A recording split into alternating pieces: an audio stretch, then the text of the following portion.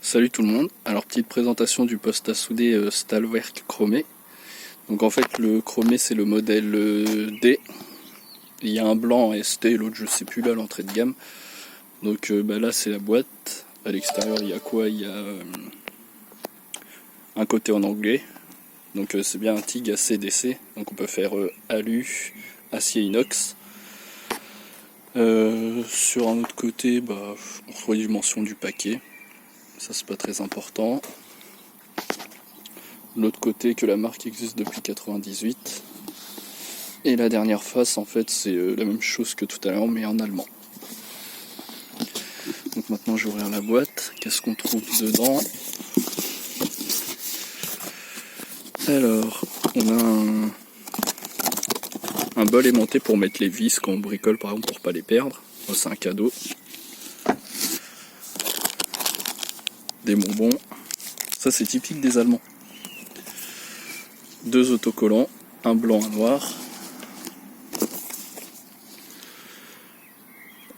Une carte de contact. Alors là par contre on a une note d'avertissement qui nous conseille en fait de l'ouvrir et de le nettoyer régulièrement avec un compresseur d'air pour éviter en fait les poussières de métal, etc. Et en fait il précise que quand on l'ouvre ça n'annule pas la garantie. Et que de faire ça régulièrement ça permet d'améliorer la durée de vie et la fiabilité du poste à souder. Il y a l'autre côté en allemand, une notice en français. Donc en photo on n'a que les blancs, mais on a bien le modèle D, le troisième.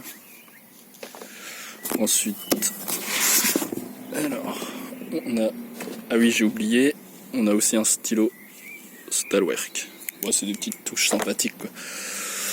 Alors ensuite on a le poste à souder et les accessoires dans ce carton. Je vais faire le poste à la fin.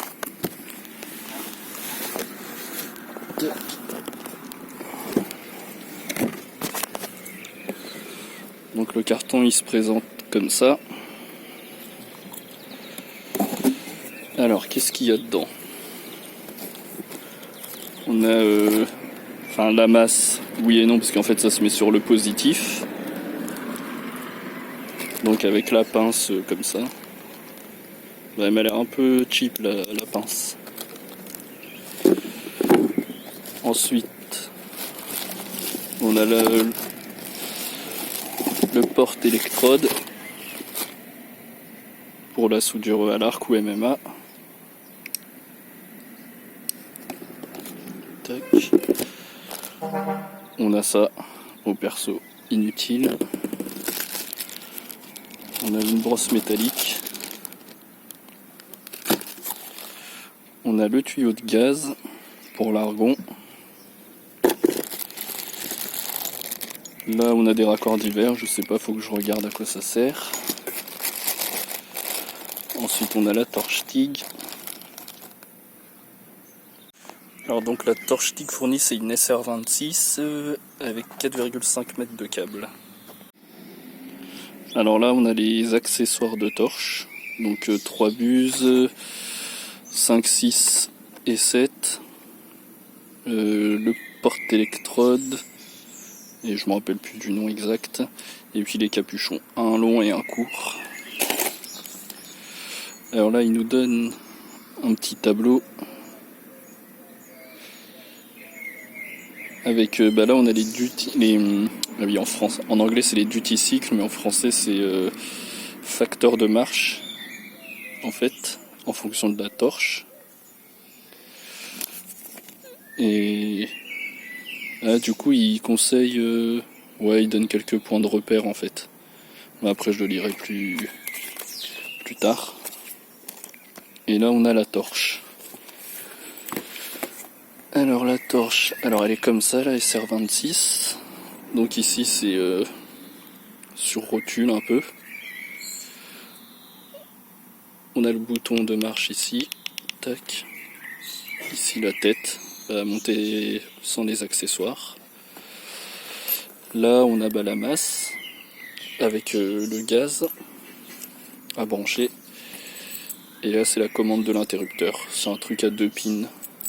Tac. Donc si on veut bricoler une pédale, par contre ce sera qu'une pédale on-off. Il suffit de retrouver ça sur AliExpress et puis on peut brancher ce qu'on veut. Voilà, donc maintenant je vais passer au poste. Donc le poste il est plutôt bien emballé, hein, avec la mousse qui reste autour même en le sortant du carton. Donc voilà le poste sorti de la boîte. Donc là on a le panneau de contrôle. Là on retrouve le cycle de soudage au TIG. Je vais essayer de revenir sur les réglages après. La calandre de Dacia. Et là, alors là c'est pour le porte-électrode MMA. Ici pour la torche TIG. Le gaz, il me semble c'est du M16x1.5, le pas. Moi j'arrive pas à enlever le cache à une main. Là pour l'interrupteur de la torche. Et puis là la masse. Donc à quoi il ressemble? Il ressemble à ça. Donc de ce côté là il y a une aération. C'est vrai que c'est joli en chromé mais ça va vite faire des traces de doigts. Ouais. Ça j'avais pas vu mais la poignée elle bouge un peu. Moi c'est de l'utilisation amateur donc ça ira. De l'autre côté on retrouve la même chose. Ici des notes d'avertissement.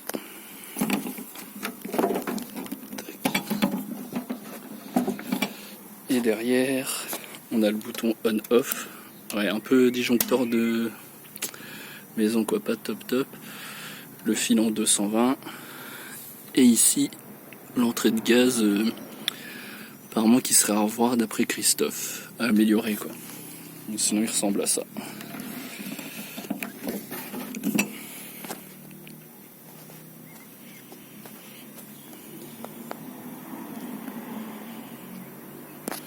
Bon c'est vrai que extérieurement ça fait pas trop cheap. C'est surtout la poignée puis les plastiques qui font un peu basique mais bon c'est pas grave, ils fonctionnent bien. Apparemment, faut que je l'essaye encore. Alors, qu'est-ce qu'on a sur le panneau? Donc là, c'est pour choisir comment on active la torche. Bah après, je connais que 2T, 4T. S4, je m'en rappelle plus. Spot, je sais plus. 2T, c'est on appuie et marche. Et dès qu'on relâche, elle s'éteint. Et 4T, c'est on appuie et marche. Et pour éteindre, il faut réappuyer. Là, c'est pour choisir si on veut se mettre en AC ou en DC. Là, c'est pour choisir le forme d'onde. Sinusoïdal, triangulaire et carré. Et alors celui-là, on voit bien qu'il est complet parce qu'en fait, il y a le pré-gaz.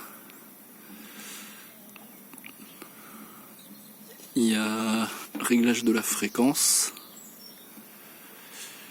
Et il y a la balance AC. Ouais, il y a un peu... Il y a plusieurs choses quoi en fait, faudrait que je m'y remette.